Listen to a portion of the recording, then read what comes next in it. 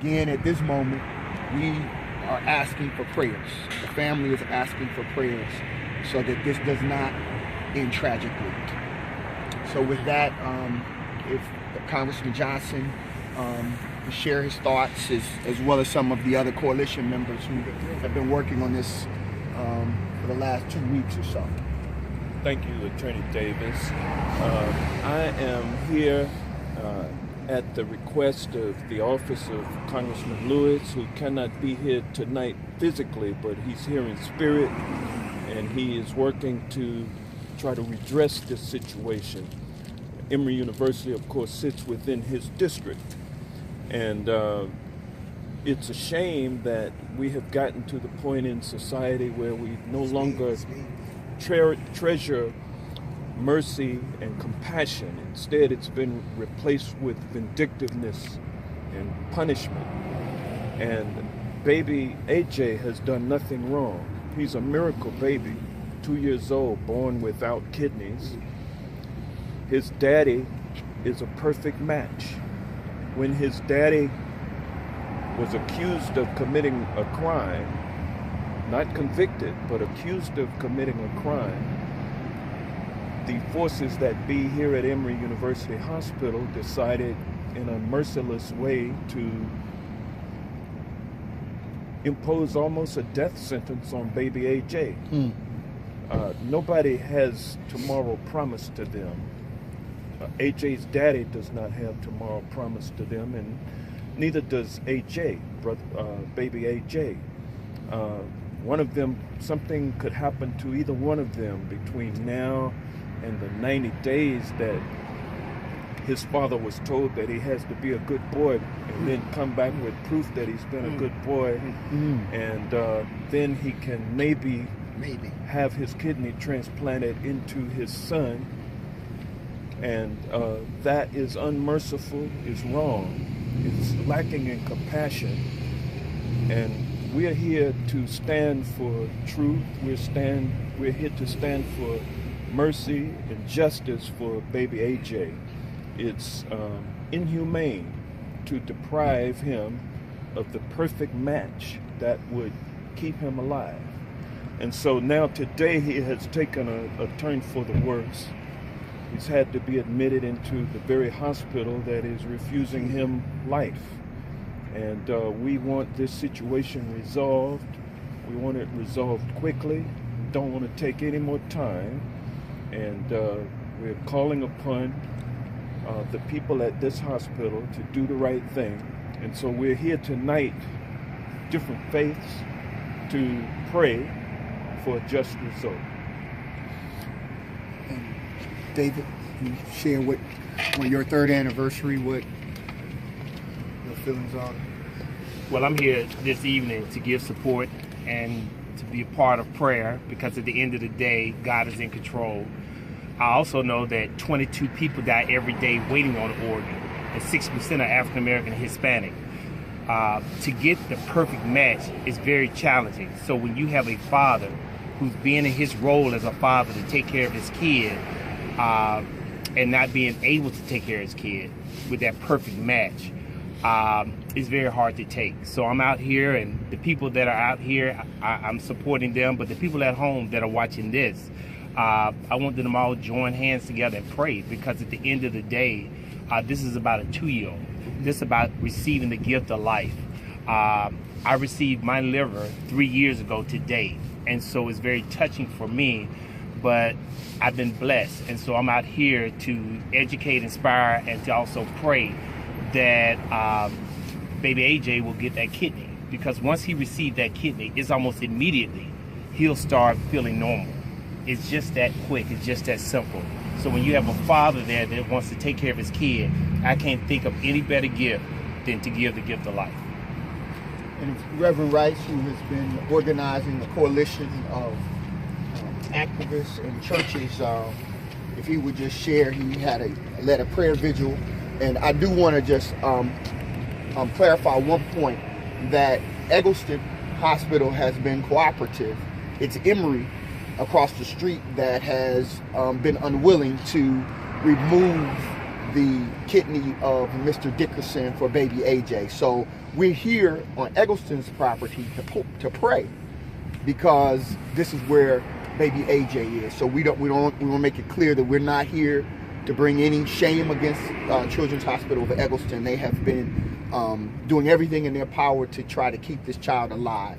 But we do want to clarify that Emory is who has decided that 90 days of good behavior, as Congressman Johnson described, is what's necessary. It's a very, very disturbing thought that a child could pass away in that time frame, based on this what appears to us at least to be some arbitrary.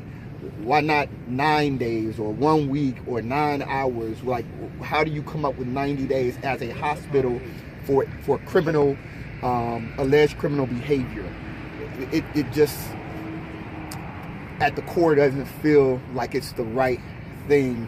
And as a father, it's disturbing. So I did want Reverend Rice, who has been organizing a coalition of organizations and churches from across a very diverse group of social justice activists, as well as civil rights and human rights organizations, to share his thoughts and the work that he's been doing around baby AJ. First of all, I want to say thank you for Congressman Hank Johnson being here tonight, because the truth of the matter is, without him, the media likely would not have been here. So we thank and praise God for a politician who's out not asking for votes but doing the work for our people. What we want to make sure that we lift up is the fact that the Bible is replete with examples of demons needing to be named before we gain power over those demons. And the truth of the matter is, as difficult as it may sound, is if baby AJ was of a different hue and was perhaps related to one of the members of a board of ethics or people who were in power with the Emory Healthcare brand, that he would be living and he would have a kidney immediately. And so what we're simply saying is that the Emory brand's history is peppered with opportunities for redemption. It started with leaders who were slave owners.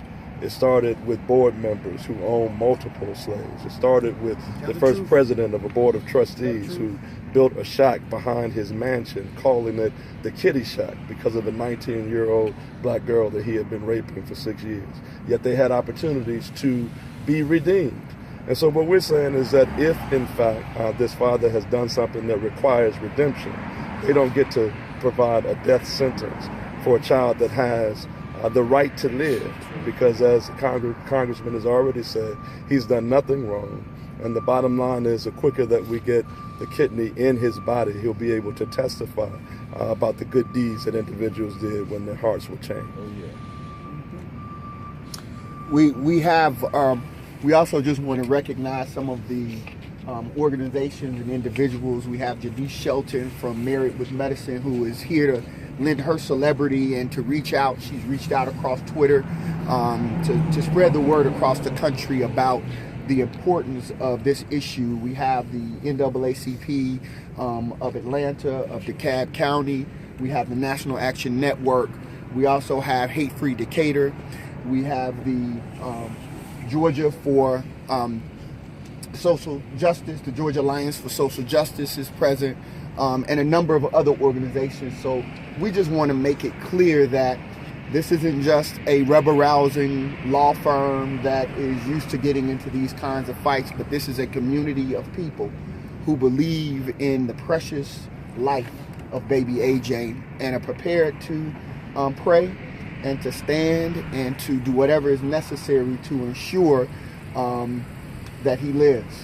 And so with that, unless there are questions, we're going to proceed with the candlelight, the prayer vigil, led by Reverend Rice and Reverend Benoit and any other of our clergy who are here that I didn't call. We invite you to lead us in prayer, so that we know the power of prayer. That I know that my friend David Manuel wouldn't be here if it weren't for the power of prayer, because I visited him and saw him laboring for life, and now for him to stand some 3 years later asking for people to be willing to give the gift of life is a testament to the power of prayer. And so we stand on that. We are a faith people and we believe that. So if you have questions, we're prepared to answer any questions that we can. And then we'll proceed with the vigil this time. How is the baby doing at this very moment? He has been admitted. They are have he's what people don't understand, I think is important, is that every day he has to have dialysis every night. 10 hours. They put him on dialysis each night as he goes to sleep so that he can wake up and try to have some level of normalcy. With this particular infection, they're also having to run antibiotics while he is receiving dialysis to try to rid his body of the infection. He also has experienced some low levels of oxygen, so he is receiving oxygen at this time as well. I believe they wanted him to be between 95 and 100, and he's at 70. And so that is a concern as well. So, you know, it's a 2-year-old without kidneys. He is in a very fragile medical state, and, you know, it really angers me to think about how fragile of a medical state that he's in, and someone saying, wait 90 days. I mean, that just, it really is infuriating that someone would take that position. And so that's his condition right now. Of course, the family wants him to be able to go home. Mom does a great deal of home care. He has nurses at home. But for him to be here makes it evident of how sick he is at this point. Dad, right with him, came over this morning and accompanied his son. So they are co-parenting together, and we want to make that very clear. They are trying together to save their son. Is there another hospital that can do this transplant, and has the family explored that option? We are now exploring every option. We are in contact with Piedmont Hospital. We are reaching out to some professional athletes across the country who might be able to help us move them out of Atlanta, which would just be an absolute travesty. Eggleston has been doing such a wonderful job. It would just be really unfortunate that we'd have to go to another city or another state when we are a civil rights city, a city based in Dr. King's love and Coretta Scott King's love. It just would be terrible. But we're having, at this point, we're operating at a level of desperation. So yes, we're exploring other hospitals in and outside of the state at this point who would be willing to bring a father in, go through the battery of tests, to do everything all over again, which would be a delay that we think is absolutely avoidable. And the costs outside of the state would also, be very, very different from what they're experiencing here. So that's why we're soliciting any professional athletes, entertainers, anyone that can hear this cry to just try to help us, help this family in any way possible. And that's been our focus. We have not even thought about trying to file lawsuits or anything. This is just trying to help this family. That's been our only focus. And we thought early on that it was a possibility that we could talk through this and work it out. But now it appears as though that's not as realistic as we hoped it would be. We just thought it was a common sense decision, but for some reason it's been more complicated than that. And we've reached out to Emory's. Oh no, we've reached out. We've been in so communication with Emory's legal counsel, Mm-hmm. and we've requested meetings that we have not had as of yet. I believe this is day 12 since our first communication with them. The day the family walked in was the day we reached out to Emory to say, hey, we're here. Maybe there's something that the family got confused and we can make plain and sort out. But we think the family was very clear and Emory was very clear. And there isn't confusion. There is a decision that has been made.